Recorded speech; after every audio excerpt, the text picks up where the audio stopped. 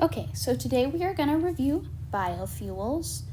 And in case you don't already know what that is, it is a type of fuel that is created over time from plant, algae, or animal matter.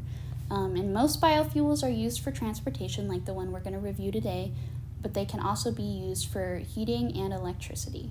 So the type of biofuel we're going to go over today is ethanol. And the chemical formula for ethanol is C2H6O. And ethanol is an organic compound that is a colorless and flammable liquid. It is produced through the natural fermentation of sugar and grain, but it can also be produced synthetically using ethene.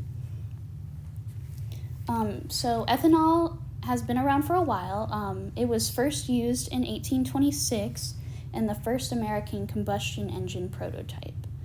Since then, it has become much more easily accessible to practically anybody, which is why it's starting to become very important in day-to-day life. Ethanol actually has a lower carbon footprint when compared to gasoline.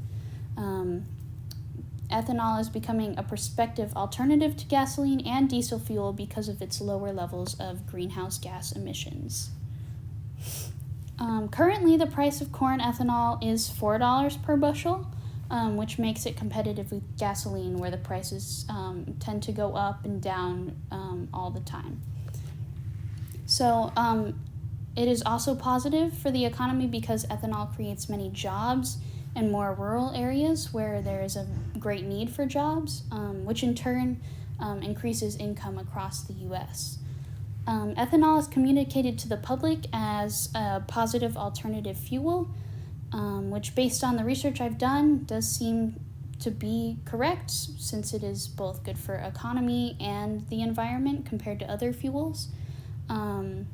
It has many benefits because it is renewable and domestically produced. The government gives incentives, usually money, to help ethanol become more prevalent and used. As of now, ethanol seems to be a much better source of fuel because of the economic and environmental benefits. If funding was not an obstacle, my plan would be the same as what the government has already started pretty much, and this is just to provide monetary incentives to increase ethanol production and use. They are also progressively pushing for the use of ethanol more and more, and my target overall would be to increase ethanol use each year, which is kind of what the government has already started to do, so I would just continue to do that. And my sites are just the U.S. Department of Energy.